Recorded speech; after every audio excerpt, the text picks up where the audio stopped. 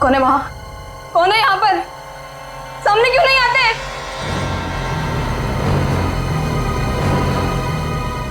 बस बहुत हो गया, बंद करो ये खेल, बंद करो ये खेल।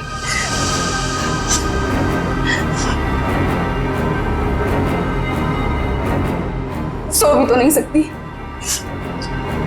अगर सो गई शायद फिर कभी नींद से उठ ही ना पाऊं। जूही, श्रुति तुमसे कितनी बार कहा है कि दरवाजा खटखटा के अंदर आया करो।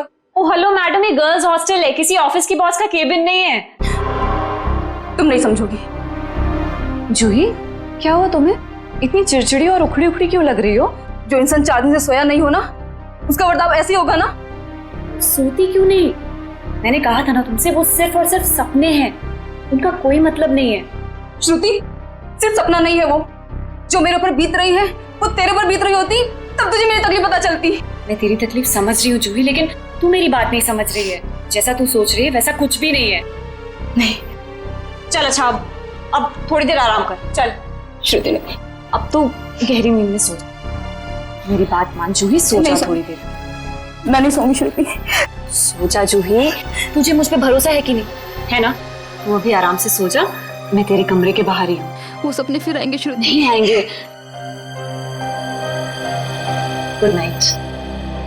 साल भर पढ़ाई करते तो आज ये नौबत तो ना आती। मुझे बहुत डर लग रहा है यार, कुछ भी तो कंप्लीट नहीं हुआ है। मैं तो श्रुति से ना, श्रुति पता है मैं तुझे ही ढूंढ रही थी। मुझे तेरे नोट्स देना यार, वरना पता नहीं एग्जाम्स में क्या होगा। मुझे बहुत डर लग रहा है यार। मेरे भी नोट्स अधूरे हैं। अच्छा ऐसा करते हैं कि कल लाइब्रेरी जाके इकट्ठा नोट्स बना लेते हैं। तुम दोनों टेंशन क्यों ले रहे हो? अरे गर्ल्स, क्या हो रहा है? एग्जाम शुरू होने वाले हैं। चलो सब अपने अपने कमरे में जाओ और जाकर पढ़ाई करो, बहुत रात हो गई है। Yes madam.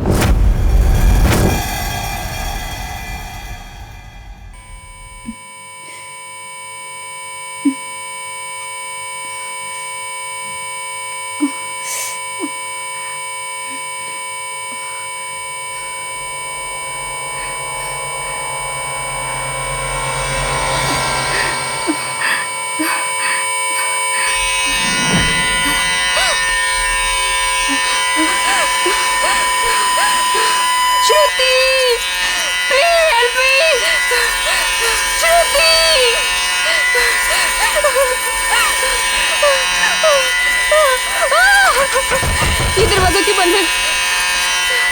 श्रुति, ये लाइट क्यों नहीं जल रही है?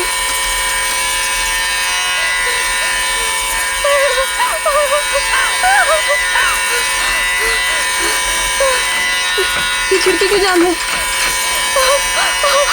बंद करो ये आवाज, मेरे कान के पट्टे फट जाएंगे।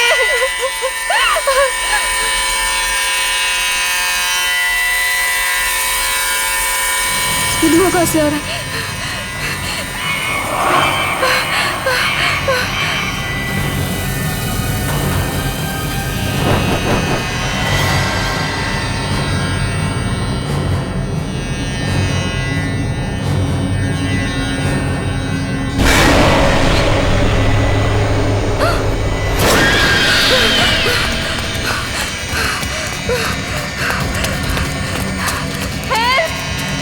कोई बचाओ मुझे!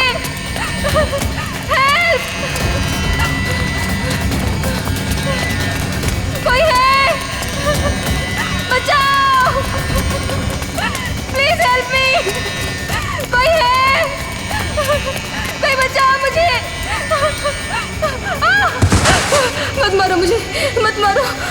मत मारो मुझे! मत मारो!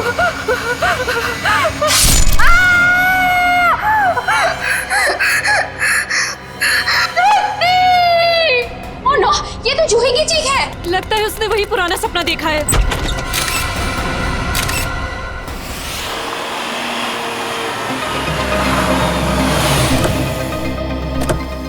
आश्रया, क्या पता चला? सर, मरने वाली का नाम जूही है। वैसे भोपाल से है, मगर यहाँ MBA की पढ़ाई के लिए आई थी। सर, लगता है जब वो सो रही थी उस वक्त किसी ने चाकू मार के उसका खून कर दिया। श्रेया, ये जूही का कमरा कहाँ है? सर ऊपर। सर एक और बात, जब उसका खून हुआ उस वक्त उसके कमरे में और कोई भी नहीं। ऐसा कैसे हो सकता है श्रेया? कोई ना कोई तो होना चाहिए। ऐसा जरूरी नहीं है सर, इस तरह की मौतों में कई बार आत्माओं का हाथ होता है। प्लीज, ACP सर मुझे पहले ही बता चुके हैं आपकी इन कहानियों के बारे में। बेहतर होगा कि इन मर्डर केसेस के साथ ये आत्माओं की कहानियां ना जोड़ें। प्लीज, समझ गए? यही कमरा है? Yes sir. आइए। एक्सक्यूज मी, प्लीज एक सेकंड, एक्सक्यूज मी।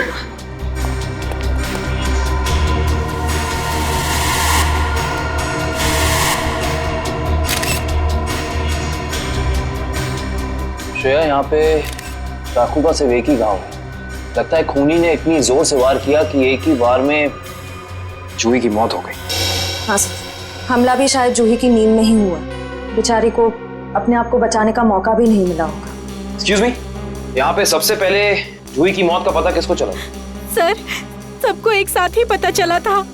हम यहाँ कॉरिडोर में थे, अचानक से जूही के कमरे से चीखने की आवाज आई और अंदर आके देखा तो जूही की जान जा चुकी थी। उस समय कमरे में जूही के साथ और कौन था? सर, उस वक्त जूही के साथ कोई नहीं था। देखिए, आप लोग दोबारा याद करने की कोशिश कीजिए। हो सकता है कोई ऐसा जो उस वक्त भाग निकला हो। सर, भागने का तो सवाल ही नहीं उठता, क्योंकि डोर बाहर से बंद था और वो अंदर से। खूनी भागेगा भी तो कहाँ से भागेगा? एक मिनट, ये दरवाजा बाहर से बंद था, क्यों?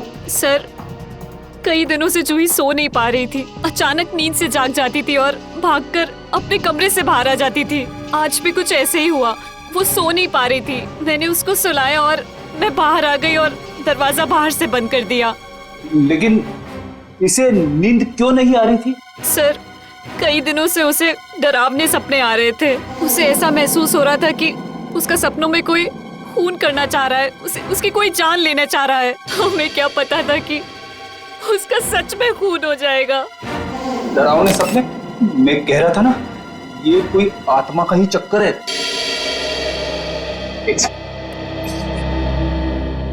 आपको कितनी बार बताया है कि आत्माओं की बातें सबके सामने मत किया करिए। वो लोग क्या सोचेंगे सीआईडी के बारे में? सॉरी। अच्छा, आप अभी कह रही थी कि जूही को डरावने सपने आते थे। कभी उसने आप लोगों के साथ कुछ शेयर किया कि उसे किस चीज के सपने आते हैं? कुछ भी? सर, उस ड्रॉर में जूही का स्केच बुक है। उस ड्रॉर में? जी सर। Sketch book? ये बुक? जी सर। ये चाकू? सर, ये वही चाकू है जिसे लेकर कोई उसका पीछा करता था सपनों में, उसे मारने के लिए। ये देखो, ये चाकू बिल्कुल ऐसा ही है जिससे जूही का कत्ल हुआ। हाँ सर। ये सारी ड्राइंग्स जो हैं इस बुक में, ये क्या जूही अपने सपने में देखती थी? जी सर।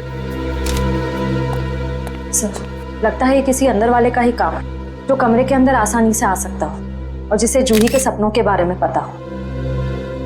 क्या तुम्हारे अलावा और कोई ये स्केचबुक के बारे में जानता था?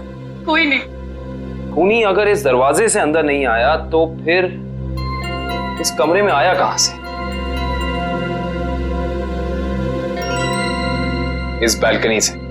लेकिन बालकनी का दरवाजा तो अंदर से बंद है। अगर खूनी खून करके बालकनी से भागा है तो फिर ये दरवाजा अंदर से बंद कैसे? बालकनी का दरवाजा बंद, कमरे का भी दरवाजा बंद। कहीं जूही की आग? ये खूनी यहाँ आया कहां से, ये अभी पता चल जाएगा।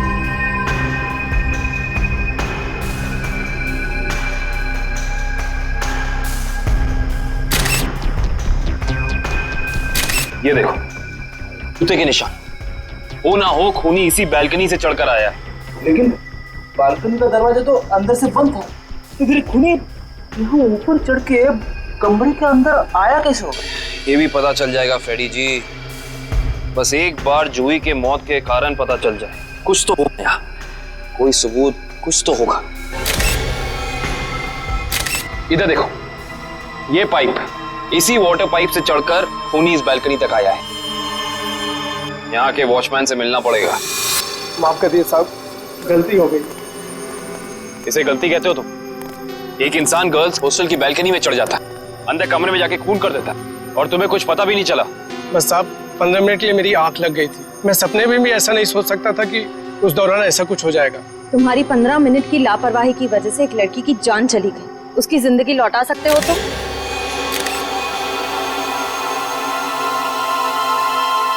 सर, ये जूता यहाँ झाड़ियों में पड़ा हुआ था। जूता यहाँ पे? हो ना हो, ये जूता उसी खूनी का है। सर, ये तो किसी आदमी का जूता लगता है। यानी बालकनी में जो इंसान चढ़ा था वो कोई आदमी था? सुनो, ये जूते को पहचानते हो? नहीं सर। दोबारा याद करके बताओ, सही से याद करो। कोई इंसान यहाँ आया था जिसने ये लाल जूता पहना था? मैंने नहीं देखा, शायद अंजलि मैडम ने देखा हो, वो हमेशा रिसेप्शन पे बैठती है। ये अंजलि मैडम को बुलाओ, जाओ। जी सर। अगर ये जूता यहाँ है तो कुछ और भी जरूर होगा, ढूंढते हैं।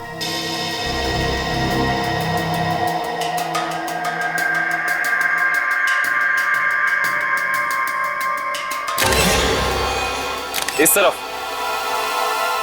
ये जूतों के निशान।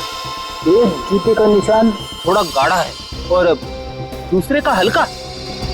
ये वाला गाढ़ा है। इसका तो एक ही मतलब है, ये जूता जिसका भी है वो इंसान लंगड़ा के चल रहा था। वो लंगड़ा के इसलिए चल रहा था क्योंकि जब वहां बैल्कनी से वो नीचे आया उसे चोट लग गई, फिर वो यहां से भागा और यहाँ पे जूता रह गया। हाँ साहब, मैं ही अंजलि हूँ। आपने मुझे बुलाया? जी अंजलि जी, हमें आपसे कुछ सवाल पूछने थे। जी। अंजलि जी, आपने इस लाल जूते को देखा? मेरा कहने का मतलब है किसी इंसान को इसको पहनकर यहाँ आते हुए देखा, लंगड़ाते हुए? हाँ साहब, मैंने देखा था। मनीष लंगड़ाते हुए जा रहा था। मनीष? ये मनीष कौन है? जूही का दोस्त है। अंजलि जी, जब वो यहाँ आया, ये गर्ल्स हॉस्टल है राइट, आपने उसको रोका नहीं? मैंने उसे रोका पर वो रुका ही नहीं। और क्या? मनीष अक्सर जूही से मिलने हॉस्टल आया करता था, पर कुछ दिनों से उन दोनों के बीच में अनबन चल रही थी। किस बात को लेकर अनबन चल रही थी? मुझे उस बारे में कुछ पता नहीं।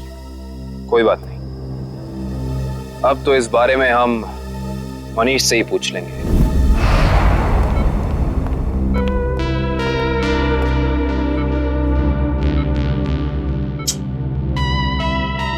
मनीष, कैसे हो यार? मैं ठीक हूँ, पर आप लोग कौन हैं?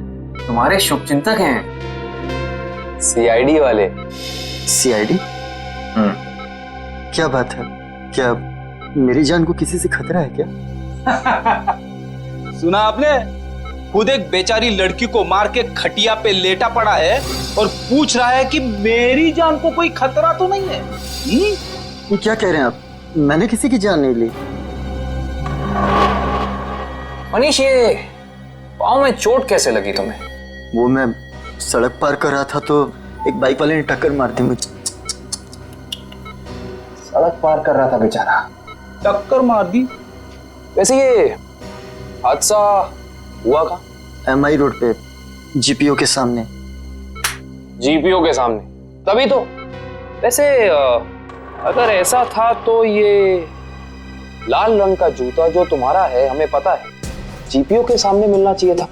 पर कमाल की बात देखो, ये जूता हमें स्वर्णिमा गर्ल्स हॉस्टल के बाहर मिला। कैसे? मेरा जूता वहां कैसे पहुंचा? देखो मनीष, हमसे झूठ बोलकर कोई फायदा नहीं है। सच निकालने के और कई तरीके आते हैं। बेहतर होगा हमें सब सच बता दो। क्यों मारा तुमने जूही को? क्या जूही की मौत हो गई? खून हो गया उसका। क्यों गए थे तुम वहां? देखिए, मैं जूही के बालकनी में गया जरूर था, लेकिन मैंने जूही को नहीं मारा। इतनी रात को तुम वहां क्या करने गए थे मनीष? मुझे उससे बात करनी थी। ऐसी कौन सी बात थी जो तुम दिन के उजाले में नहीं कर सकते थे, जिसके लिए तुम्हें रात के अंधेरे का सहारा उठाकर चोरों की तरह पाइप से चढ़कर उसकी बैल्कनी तक जाना पड़ा? मैं उससे माफी मांगना चाहता था। दरअसल मैंने उसके दोस्ती को प्यार समझने की गलती की थी, लेकिन जब मैं वहां पहुंचा तो मैंने देखा कि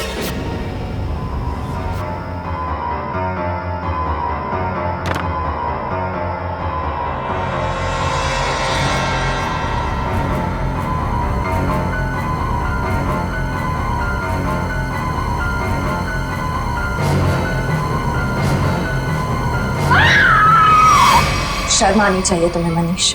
उसकी मदद करने की बजाय तुम वहां से भाग गए। यही है तुम्हारा प्यार? अगर किसी ने वहां मुझे देख लिया होता तो इल्जाम तो मुझे पर आता ना। देख तो तुम्हें लिया ही था अंजलि जी ने, तुम्हें रोकने की कोशिश भी की पर तुम रुके नहीं। ये सब छोड़ो, हमें ये बताओ कि जब तुम वहां थे तो उस वक्त कमरे में और कौन था? मैंने वहां किसी को नहीं देखा। हेलो, क्या? एक और कौन? कहां पे?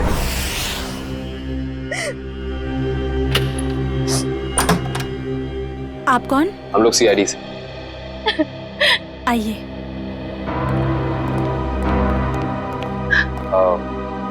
आप कल की जी है ना? जी सर, मैंने ही आपको फोन किया था। मेरी सहेली मीरा का खून हो गया है। उसकी लाश ऊपर उस कमरे में पड़ी है।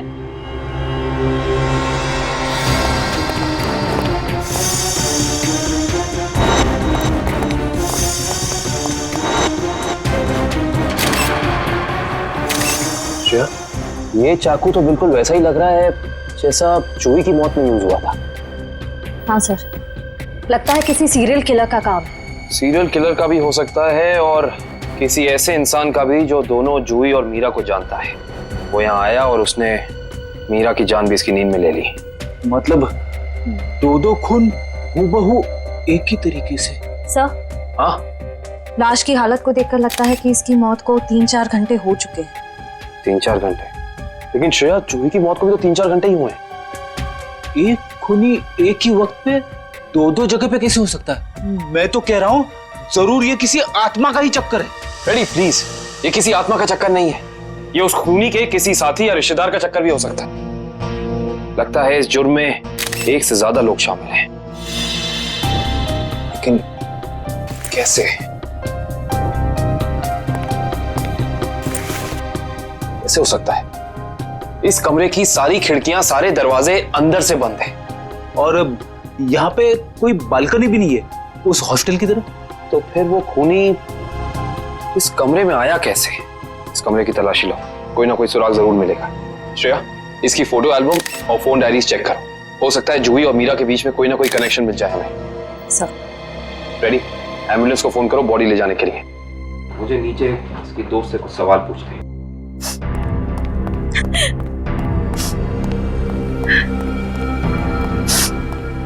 कालकी जी। जी।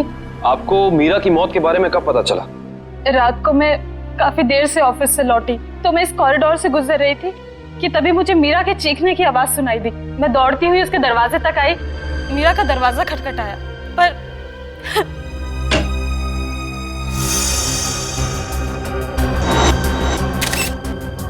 फिर क्या हुआ?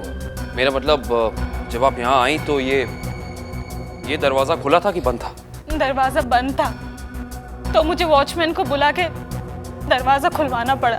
कल्कि जी, जब आप यहाँ पे आई तो आपको यहाँ इस घर में कोई भी निकलते हुए यहाँ से दिखा, भागते हुए दिखा? नहीं।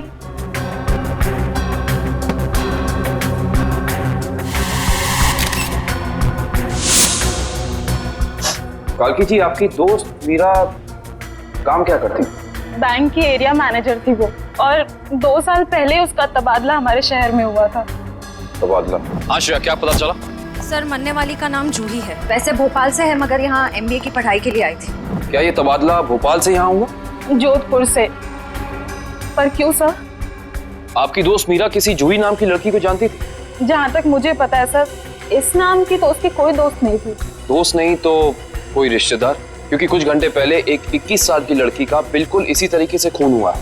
उस लड़की का नाम जूही था और ये उसकी तस्वीर है। क्या आप जानती हैं इसे? नहीं। आप जानती?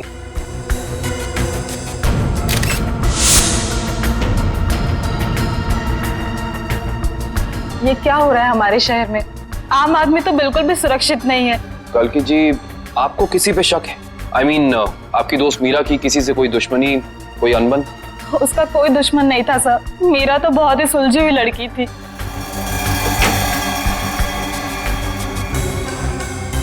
अच्छा, ये तस्वीर देखिए। इस आदमी का नाम मनीष है। क्या आप इसे जानती हैं? नहीं सर। सर, आशा, मैंने मीरा के सारी डायरीज, सारे एल्बम्स चेक किए। मीरा और जूही के बीच कोई कनेक्शन नहीं है, कोई संबंध नहीं है। कोई ना कोई संबंध तो जरूर है, वरना ये खूनी सिर्फ इन्हीं दोनों लड़कियों को निशाना क्यों बनाएगा? कुछ तो है जो हमें समझ नहीं आ रहा है। कल्कि जी, क्या कुछ दिनों से मीरा किसी बात को लेकर परेशान थी? हाँ सर, कुछ दिनों से उसे डरावने सपने आ रहे थे।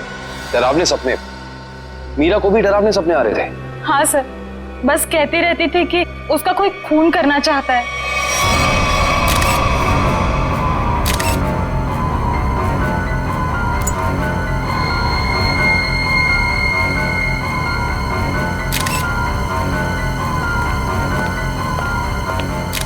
ये कैसे हो सकता है सर? जूही और मीरा को ठीक एक तरीके के सपने कैसे आ सकते हैं? सर, खूनी के अंदर आने का रास्ता तो नहीं मिला है, लेकिन ये स्क्रू मिला है मीरा के बेड के नीचे से। एक काम करिए, वॉचमैन से पूछताछ कीजिए, देखिए क्या पता चलता है मीरा के बारे में। तब तक इस स्क्रू की गुत्थी को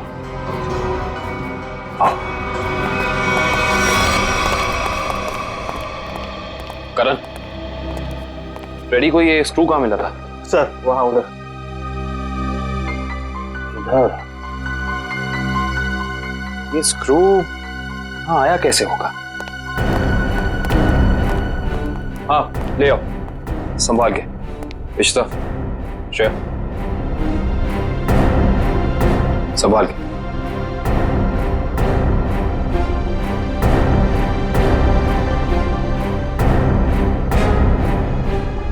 इश्ता,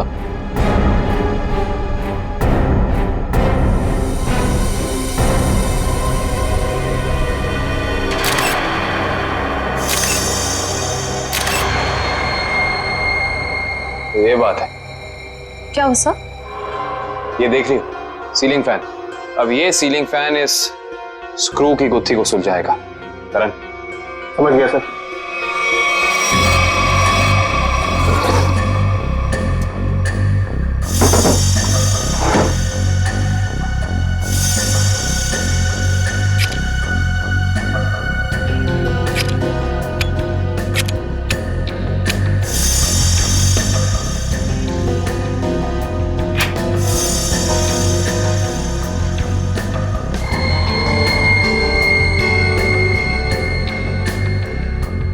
फैन को उल्टा करो।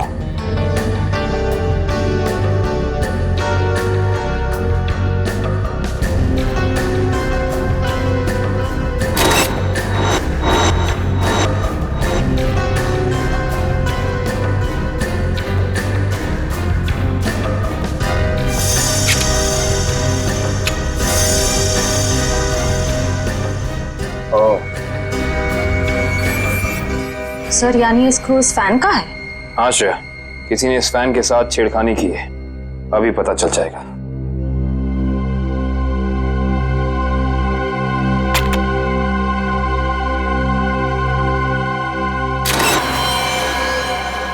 ओह माय गॉड, तो ये बात है, मतलब चाकू इसके अंदर था। इसके अंदर से इस मैकेनिज्म के जरिए चाकू सीलिंग से नीचे गिरा मीरा के पेट में और उसकी मौत हो गई। अब समझ में आया, ये कारण है जिस वजह से खूनी इस कमरे में नहीं था। उसकी जरूरत ही नहीं थी, उसका काम तो ये सीलिंग फैन कर रहा था। इसका मतलब जूही के कमरे में भी बिल्कुल ऐसा ही सीलिंग फैन होगा जिसके अंदर सेम मैकेनिज्म फिट होगा। वहां भी चाकू सीलिंग से गिरा और जूही की मौत हो गई। सर हो सकता है खूनी ने रिमोट कंट्रोल के जरिए इस चाकू को कंट्रोल किया हो सकता है। और सवाल यह है श्रेया कि खूनी को कैसे पता चला कि सही वक्त रिमोट बटन दबाने का कौन सा था? हाँ सर, क्योंकि ना तो हमें मीरा के कमरे से कोई कैमरा मिला, ना ही जूही के कमरे से, जिससे ये पता चले कि खूनी दोनों लड़कियों पर नजर रख रहा था। वो भी पता चल जाएगा इस सीलिंग फैन के चाकू के मैकेनिज्म के जरिए। क्या ये मीरा और जूही, इन दोनों के बीच में कोई ना कोई संबंध तो जरूर है, कोई ना कोई संबंध तो जरूर है। मगर सर दूर दूर तक इन दोनों के बीच कोई संबंध नजर तो नहीं आ रहा। इन दोनों के उम्र में बहुत फर्क है, उनके रहन सहन, तौर तरीके, ये जूही का कॉलेज और मीरा के काम करने की जगह, आपस में कहीं भी कोई तालमेल नहीं है सर। सर, हाँ सर, वो फैन और चाकू का मैकेनिज्म रेडी है। चलो देखते हैं।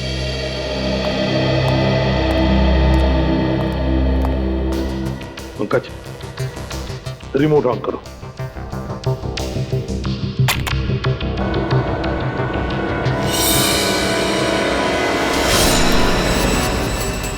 मतलब जैसे ही रिमोट का बटन दब गया, इस फैन के मैकेनिज्म के अंदर जो इंफ्रारेड लाइट थी वो ऑन हो गई, लॉक खुल गया और उसकी वजह से ट्रिगर ऑन हो गया। ट्रिगर ऑन होने से इसके अंदर जो छुपा के रखा था चाकू, वो सीधा नीचे गिर गया, सीधे उसके शरीर के अंदर जो फैन के नीचे सोया हुआ था। मगर दया, एक बात है, ऐसे मैकेनिज्म की जो रिमोट होते हैं, वो रिमोट ज्यादातर 50 मीटर की दूरी के अंदर ही काम कर सकते हैं। तो फिर जरूर जहां पर मीरा और जूही रहती थी उसके आसपास ही ये आदमी खड़ा था। जिसने भी ये किया है वो 50 मीटर की दूरी के अंदर ही खड़ा था। वहां से उसने रिमोट चलाया और खून कर दिया मीरा और जूही का। और फिर वो सपने, वो एक जैसे सपने जो मीरा और जूही दोनों की नींद में आते थे, ऐसे सपने तो जानबूझकर ही डाले जा सकते हैं, प्लान करके डाले जा सकते हैं, मगर उसके लिए जरूर कोई तो ट्रिगर होना चाहिए। सर, हाँ, जूही के कमरे में लगे पंखे में भी ठीक ऐसा ही मैकेनिज्म मिला है। और तो और जूही और मीरा दोनों के कमरों में 1 हफ्ते पहले इलेक्ट्रिकल वायरिंग का कुछ काम हुआ था। जूही और मीरा दोनों के घर में, दोनों के कमरों में 1 हफ्ते पहले इलेक्ट्रिकल वायरिंग हुई थी। कहीं ऐसा तो नहीं कि ये वही इलेक्ट्रिशियन है जिसने दोनों के घरों में इलेक्ट्रिकल का काम कर दिया और फिर खून भी उसी ने किया? पता लगाना पड़ेगा इस इलेक्ट्रिशियन के बारे में।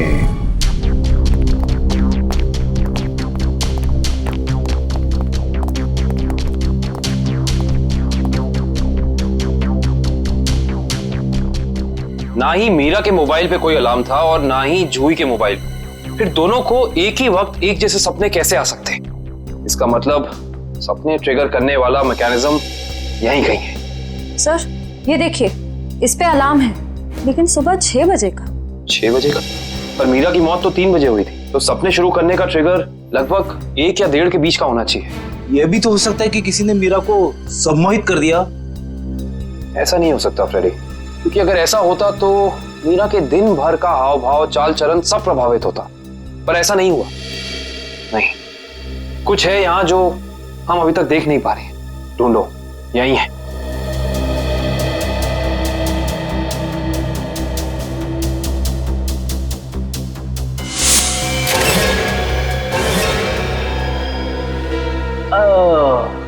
ये देखो, टीवी के पीछे ये बॉक्स लगा हुआ था। बॉक्स? कहीं ये ट्रिगर मैकेनिज्म इस बक्से के अंदर तो नहीं फिक्स किया हुआ है?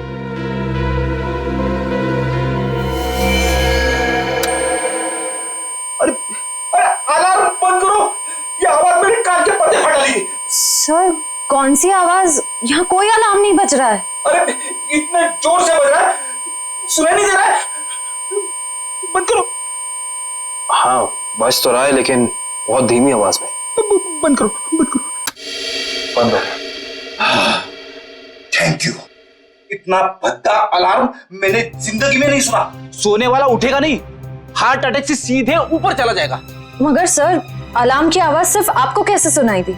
हो सकता है श्रेया, क्योंकि ये लो फ्रीक्वेंसी अलार्म है। श्रेया, ये सिर्फ उन लोगों को सुनाई देता है जिनकी साउंड टॉलरेंस और सुनने की शक्ति इसकी ध्वनि से मेल खाती हो। यानी फ्रेडी सर की तरह जूही और मीरा भी इस अलार्म की आवाज को सुन सकती थी। वो ये बात नहीं जानता था।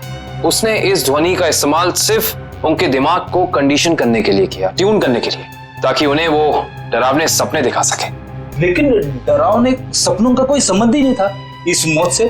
अगर वो चाहता तो बिना सपनों के भी मार सकता था उन्हें। मार सकता था, पर शायद वो ऐसा चाहता नहीं था। खूनी अपने शिकार के साथ खेलना चाहता था, तड़पाना चाहता था, फिर उनकी नींद में उन्हें एक गहरी मौत देना चाहता था। इंटरेस्टिंग। करण सर, कल की को बुला के लाइए। जी। को ये देखो।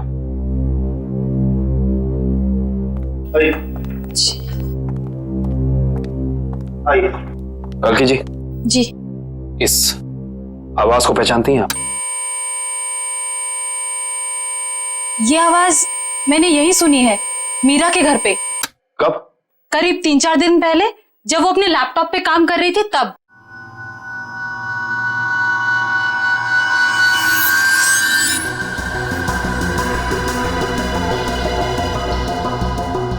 आपको मीरा के लैपटॉप का पासवर्ड पता है? नहीं सर। हमें कंप्यूटर एक्सपर्ट से इसका पासवर्ड ब्रेक कराना होगा, लेकिन मुझे लगता है कि हमारे सारे सवालों के जवाब इसी लैपटॉप के अंदर है, इसके अंदर।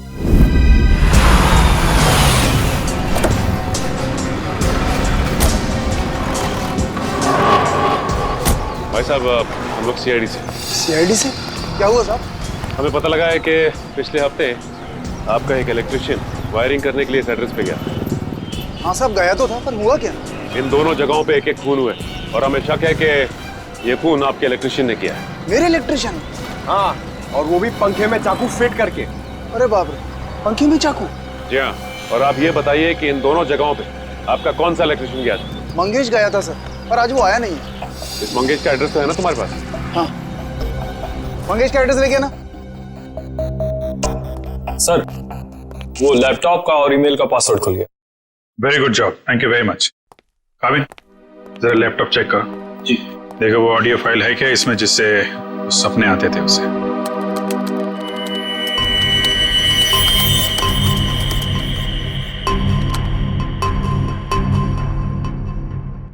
सर, इस कंप्यूटर में कोई ऑडियो फाइल नहीं है। हाँ, लेकिन मीरा के ईमेल अकाउंट में एक वीडियो फाइल दिख रही है। Video file? खोलो खोलो इसे जरा।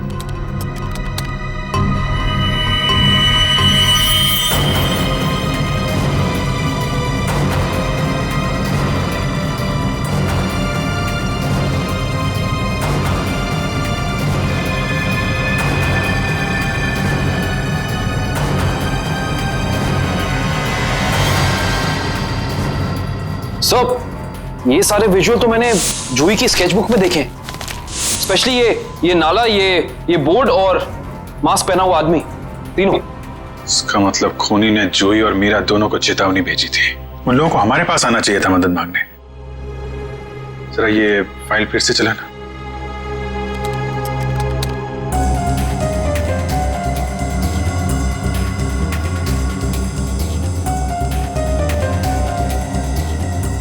Pause pause pause. Banjara road, जो शहर के पश्चिमी हिस्से में है ना? Yes sir. मतलब जो कुछ हुआ है बंजारा रोड पे ही हुआ है। क्या? ठीक है, ओके।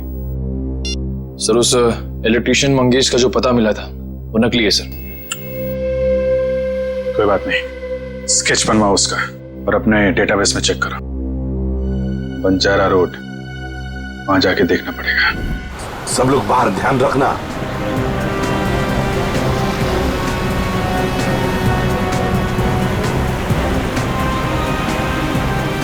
आराम से पंकज, आराम से। एक मिनट।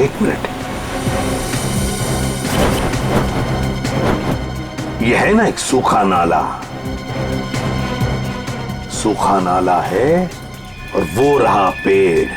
सूखा नाला और उसमें वो पेड़। जरा आगे चलकर देखते हैं।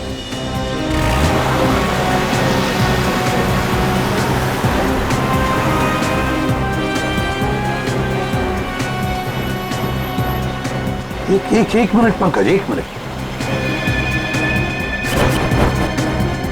बंजारा रोड मतलब हम सही रास्ते पे हैं। सर वो देखिए, वो पुराना घर जो हमें वीडियो में दिखा था। चलो आगे देखते हैं। अगर खूनी इस जगह का वीडियो बना के मीरा और जूही को भेज क्यों रहा था? हाँ, शायद उन दोनों को अपने अतीत का याद दिलाने के लिए। मगर सर, मैंने पता किया सर, इस बंजारा रोड पे आज तक एक क्राइम नहीं हुआ है। यहाँ तक कि पुलिस ने एक चालान तक नहीं काटा है। सर, वो रही बिल्डिंग। हाँ, वो क्या, रॉयल मून होटल। ले लो अंदर।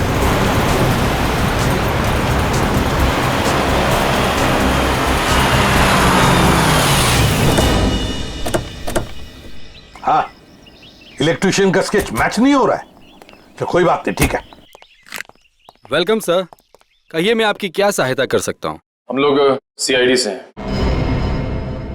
दरअसल एक केस के सिलसिले में कुछ पूछताछ करनी थी आपसे। सीआईडी? तो पूछिए, क्या पूछना चाहते हैं आप? वैसे जरा बताइए, कुछ दिन पहले क्या आपके होटल के बाहर कोई किसी तरह की वीडियो शूटिंग कर रहा था? शूटिंग? नहीं सर, हमारी होटल के बाहर शूटिंग या फोटोग्राफी की अनुमति नहीं है। ये दो फोटोग्राफ दो लड़कियों के, एक का नाम मीरा है, एक का नाम जूही है। क्या ये लड़कियां आपके यहाँ कभी ठहरी थी, कभी आई थी? सर, हमारे यहाँ रोज बहुत सारे कस्टमर आते हैं, ये बता पाना थोड़ा मुश्किल है। मैं समझ सकता हूँ, लेकिन हो सकता है आपके रिकॉर्ड में हो कुछ इनके बारे में। जरा देखिए। अलका, जरा रिकॉर्ड्स चेक करना। सर। हाँ सर, ये दोनों गेस्ट हमारे होटल पे रुके थे पिछले साल 17 मई 2013। 17 मई 2013, मतलब एक साल पहले। और क्या एक साथ आई थी या अलग अलग? नहीं, अलग अलग। सर, इन दोनों के पास शहर में रहने के लिए जगह है, एक घर में रहती है और एक हॉस्टल में रहती है, फिर ये दोनों यहाँ किस लिए आई थी? कोई तो वजह होगी ना पंकज, कोई तो वजह होगी। क्या आपको रिकॉर्ड देख सकता हूँ 17 मई 2013 का? Sure sir. 17 मई 2013, काफी सारी लड़कियां आई थी उस दिन आपके होटल में। कोई फंक्शन वगैरह था क्या? हाँ सर, हो सकता है, क्योंकि हमारे होटल के पास में एक कम्युनिटी हॉल है, वहाँ आए दिनों फंक्शंस होते रहते हैं। अच्छा, कस्टमर का नाम रवि, 5 टैक्सीज बुक की थी उसने, 5। हाँ सर, ये एक नारी सेवा केंद्र चलाते हैं, मुस्कुराहट नाम है एनजीओ का। और वो अभी भी इसी होटल में ठहरा हुआ है सर। रवि इस वक्त आपके होटल में ठहरे हैं? पास वाले कम्युनिटी हॉल में जो फंक्शन चल रहा है, रवि का ही एनजीओ का फंक्शन हो सकता है। रवि सर, मैं आपका जितना भी शुक्रिया अदा करूं उतना कम है। आप सोच नहीं सकते, ड्रग्स के नशे से मुक्ति मिलने के बाद मैं जिंदगी के ऐसे ऐसे रंग देख रहा हूं जिन्हें ड्रग्स के नशे ने अंधकार में डाल दिया था। वेरी गुड मिश्रा, लेकिन इसमें मुझे शुक्रिया कहने की कोई जरूरत नहीं। ये सब तुम्हारे धैर्य और दृढ़ इच्छा शक्ति का कमाल है। हाँ, लेकिन अब उस सफेद जहर को कभी पलट कर भी देखना मत। हाँ? Okay sir. माफ कीजिएगा रवि जी, आपको मैं इंटरप्ट कर रहा हूँ, लेकिन ये जरूर कहूंगा कि आप बहुत ही अच्छा काम करते हैं, बहुत ही पुण्य का काम करते हैं हमारे देश के नौजवानों को ड्रग्स में से बाहर निकाल कर। सर, आप एसीपी प्रद्युमन है ना सर? जी हाँ, मैं एसीपी प्रद्युमन। सर, हमने बहुत किस्से पढ़े हैं सर आपके बारे में, और तभी से आपसे मिलना चाहता था सर, लेकिन अब आप सर बैठे क्यों सर, प्लीज। नहीं। सर, क्या लेंगे सर आप? चाय, कॉफी, कुछ? एक ठंडा लेमन आइस टी। जी, ठंडा लेमन आइस टी तो नहीं मिलेगी, साधारण चाय चलेगी। रवि जी, हमें कुछ नहीं चाहिए, कुछ नहीं चाहिए, थैंक यू वेरी मच। बस एक जरूरी काम है आपके पास। 2 लड़कियों के बारे में हम कुछ इंफॉर्मेशन चाहते हैं। अब कौन सी 2 लड़कियां सर? ये जूही और ये मीरा, क्या आप बता सकते हैं कि पिछले साल ये दोनों आपके इस एनजीओ में आई थी? जूही और मीरा? हाँ सर, ये सर आई थी दोनों यहाँ पर। एक्चुअली सर, इन्हें भी ड्रग्स के नशे की बुरी लत पड़ गई थी सर, इसलिए ये दोनों आई थी यहाँ हमारा सेमिनार अटेंड करने के लिए। लेकिन सर, इस बात को तो करीब 1 साल हो गया है, अब इनके बारे में पूछताछ। इन दोनों लड़कियों का खून हुआ है। क्या खून हो गया? लेकिन सर, कैसे, किसने किया सर? बस वही पता लगाना है, इसलिए हम चाहते हैं कि अगर आपको इन दोनों के बारे में कोई खास बात मालूम हो, कोई यादें हो आपके पास इनके बारे में, तो मदद हो जाएगी हमारी तहकीकात करने में। कोई खास बात इस वक्त तो याद। हाँ सर, याद आया सर, एक लड़की थी मोनिका, इन दोनों को उसकी चिंता बहुत सताती रहती थी सर। मोनिका? जी। क्या वो भी यहाँ आपके ड्रग रिहैबिलिटेशन सेंटर में आई थी? आई तो थी सर यहाँ पर, लेकिन वो ड्रग्स के खिलाफ अपनी लड़ाई जीत नहीं पाई सर। दरअसल सर, 1 साल पहले अपनी बिल्डिंग की छत से कूदकर उसने आत्महत्या कर ली थी सर, ड्रग के नशे में। मोनिका ने आत्महत्या कर ली? जी सर। उसका पता तो होगा ना आपके पास? जी सर, मोनिका का एक ही सगा भाई है, अमित। मोनिका की मौत के बाद सारी प्रॉपर्टी, सारी जायदाद उसी के नाम हो गई। तो क्या मोनिका के भाई ने प्रॉपर्टी के लिए अपनी बहन का खून किया? ये भी तो हो सकता है कि मोनिका ने आत्महत्या की हो। मैंने कहा ना, काम हो जाएगा। जी कहिए। आपका नाम अमित है? जी हाँ, मगर आप लोग? सीआईडी। मोनिका के बारे में कुछ सवाल करने थे आपसे। ओह, 1 साल हो गए मेरी बहन को मरे हुए। लेकिन अब भी कोई ना कोई आकर मेरे पुराने जख्म को रहता रहता है। पूछिए, क्या पूछना है आपको? देखिए अमित जी, हम आपका दुख समझ सकते हैं, मगर क्या करें, दो खून हुए, इसलिए आपकी बहन के बारे में कुछ सवाल करने आए हम लोग। दो खून? मगर किसके? जूही और मीरा का। ये दोनों आपकी बहन मोनिका के दोस्त थे ना? हाँ, बदकिस्मती से ये मेरी बहन के दोस्त। बदकिस्मती से? क्यों? वैसे तो मीरा और जूही तुम्हारी बहन की बहुत फिक्र करते थे। अगर सच में उन्हें मेरी बहन की फिक्र होती तो वो फिर से उसे ड्रग्स की खाई में ना धकेलते। क्या वो दोनों फिर से मोनिका को ड्रग्स की लत लगाना चाहते थे? हालांकि वो दोनों खुद ड्रग्स से छुटकारा पाना चाहते थे। मुझे नहीं पता कि वो आदत से छुटकारा पाने आए थे या दोबारा ड्रग एडिक्ट्स को बढ़ावा देने, लेकिन इस काम में एक और भी था उनके साथ। हाँ, विशाल। विशाल? ये विशाल कौन? विशाल जूही और मीरा को ड्रग्स देता था और ये बात मोनिका जान गई थी। लेकिन जब लोगों को पता चला कि मोनिका को उनका राज पता है तो उन्होंने उसे फंसाने के लिए उसके बैग में ड्रग्स डाल दी। वो पकड़ी गई, उसके ऊपर पुलिस केस भी हुआ। वो ये सदमा बर्दाश्त नहीं कर सकी और उसने आत्महत्या कर ली। सर, कोई तो है जो मोनिका की मौत का बदला ले रहा है। जूही और मीरा पहले ही मर चुकी हैं। अब अगला नंबर शायद विशाल का। अमित, कल रात तुम कहाँ थे? आप मुझ पे शक कर रहे हैं? क्या करें, शक करने की आदत जो है हमें।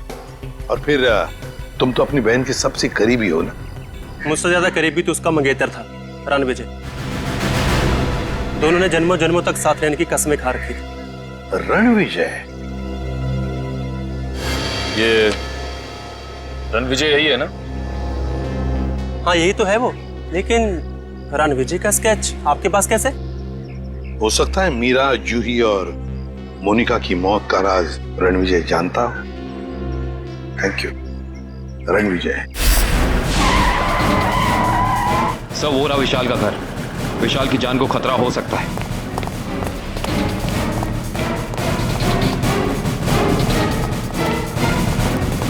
सर, लगता है रणविजय पहले ही पहुंच चुका है।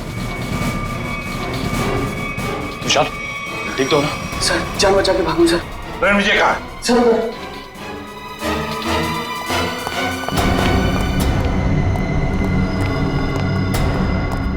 यहाँ तो कोई भी नहीं है। सर, शायद यहाँ से भागा होगा।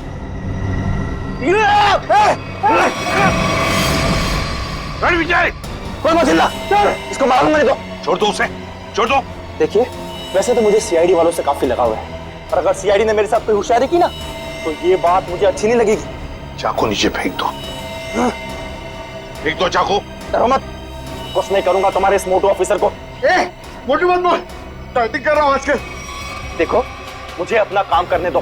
बेवकूफी मत करो, नहीं बच पाओगे तुम। अरे बचना किसको है?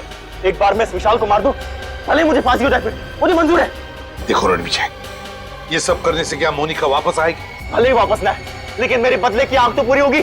इन तीनों ने रातों की नींद उड़ा दी थी मोनिका की, इसलिए मैं भी इनके साथ वही कर रहा हूं। इन्हें तड़पा तड़पा कर मारूंगा मैं। देखो रणविजय, मोनिका के साथ जो कुछ भी हुआ ठीक नहीं हुआ।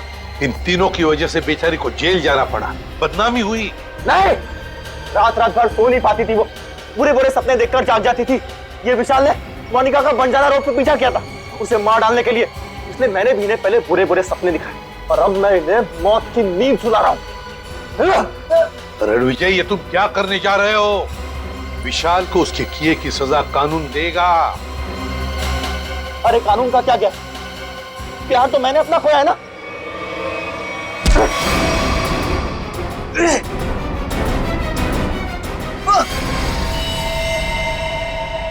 रणविजय, विशाल को तो उसके किए की सजा मिलेगी ही मिलेगी, मगर तुमने बदले की आग में दो खून किए, दो।